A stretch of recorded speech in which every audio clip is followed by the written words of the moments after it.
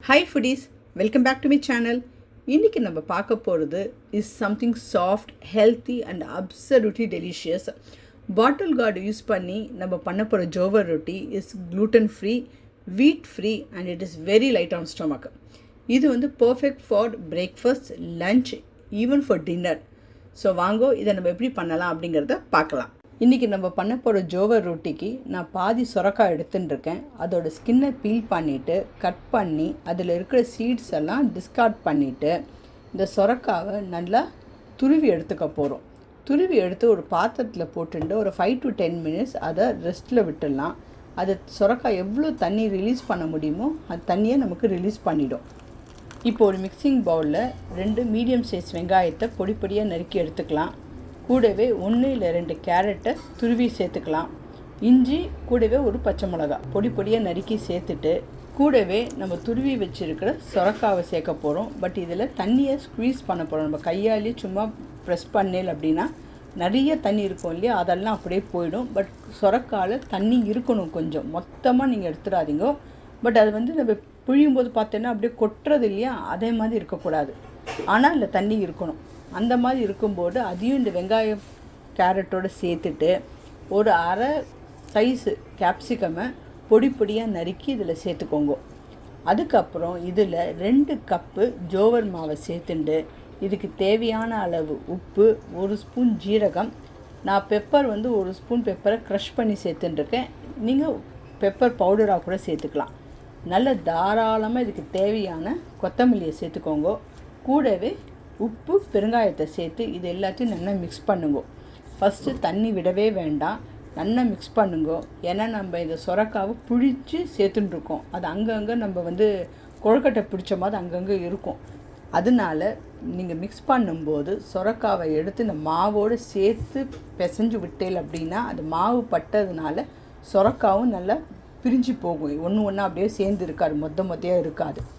So இதை நல்லா mix பண்ணுங்க. ஏன் மிக்ஸ் பண்ணுங்கன்னு திருப்பி சொல்கிறேன்னா நம்ம சொரக்காயில் கொஞ்சம் தண்ணியோடு தான் சேர்த்துட்டுருக்கோம். ஸோ உங்களுக்கு எக்ஸ்ட்ரா தண்ணி தேவைப்படாமல் கூட இருக்கலாம். ரொட்டி தட்டுறதுக்கு இதுவே போதுமானதாக கூட இருக்கலாம். அவசரப்பட்டு தண்ணி சேர்க்காதீங்க. இப்போ பார்த்தேன்னா எனக்கு எந்த தண்ணியுமே தேவைப்படலை. இது மாவு கன்சிஸ்டன்சி கரெக்டாக இருக்குது. உங்களது ஹார்டாக இருக்குது, நீங்கள் புழியும் போதே கொஞ்சம் எக்ஸ்ட்ரா புழிஞ்சிட்டேல் அப்படின்னா கொஞ்சம் ஹார்டாக இருக்கும். அப்போது லேசாக அந்த சொரக்காவோட தண்ணியை தெளித்து இந்த மாதிரி கன்சிஸ்டன்சிக்கு எடுத்துன்னு வந்துடுங்க. இப்போ மாவு ரெடியாக எடுத்து நம்ம ரொட்டி தட்டலாம். இதுக்கு நீங்கள் வாழை இலை கிடச்சிதுன்னா வெல் அண்ட் குட், அதை வாங்கி க்ளீன் பண்ணிக்கோங்க. இல்லை அப்படின்னா என்ன மாதிரி பட்டர் பேப்பர் யூஸ் பண்ணிக்கலாம். இப்போ எதுவாக இருந்தாலுமே அதை ஃபஸ்ட்டு நம்ம அது கொஞ்சம் ஈரப்பதமாக்கணும். இந்த பேப்பரை நான் இப்போ வந்து இந்த பேப்பராக இருந்தாலும் சரி, வாழை இலையாக இருந்தாலும் சரி, இந்த மாதிரி தண்ணி அது மேலே தடவிட்டு நம்ம எடுத்து வச்சுருக்கிற மாவுலேருந்து கொஞ்சம் மாவு எடுத்துக்கோங்க. பெரிய லெமன் சைஸாகவே இருக்கட்டும். அதை ரவுண்ட் ஆக்கிட்டு இந்த பேப்பர் ஆர் வாழை இலை எதுலேயும் ஒன்றுத்தில் வச்சு நீங்கள் அது கையை எப்போவுமே கொஞ்சம் தண்ணியில் தொட்டுக்கோங்க. கை ஈரம் இருந்தால் மட்டும்தான் இந்த ரொட்டி வந்து பிய்யாமல் இருக்கும். இல்லைன்னா உங்கள் கையோட ட்ரைனஸ்ஸே அதை பிச்சிடும். அதை வச்சுட்டு உங்கள் பாமால் ஒரு ப்ரெஸ் பண்ணிவிட்டு அதை வந்து கையாலேயே ஒரு ரொட்டி ஷேப்புக்கு தட்டுங்க.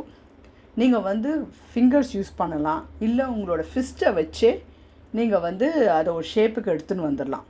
கண்டிப்பாக மிடில் ஒரு ஹோல் போடுங்க. உங்களுக்கு வேணும்னா 3-4 ஹோல் கூட போட்டுக்கலாம். இது வந்து யூனிஃபார்மாக ஈஸியாக குக் ஆகிறதுக்காக. இப்போ பார்த்தேன்னா நான் தட்டும்போது எத்தனை வாட்டி தண்ணியை தொட்டு இந்த ரொட்டியை தட்டுறேன்னு பாருங்க. ஸோ அந்த ஈரப்பதம் இல்லை அப்படின்னா இதை நம்மளால் ஷேப்புக்கு கொண்டு வர முடியாது. இப்போ இதை குக் பண்ணுறதுக்கு தோசை தவாவில் கொஞ்சமாக நெய் இல்லைன்னா எண்ணெய் அதை நல்லா ப்ரஷ் பண்ணி விட்டுட்டு நம்ம தட்டி வச்சுருக்கிறத அப்படியே இருந்து இந்த தவாவில் போட போகிறோம். நம்ம தட்டி இருக்கிறது தோசைக்கல்லில் படுற மாதிரி போடணும். போட்டுட்டு அதை அப்படியே கையால் ஒரு 2 seconds டேப் பண்ணிவிட்டு நீங்கள் அந்த பேப்பரோ இல்லைன்னா பனானா லீஃபையோ எடுத்தேன்னா அது ரொம்ப ஈஸியாக பீலாகி வந்துடும்.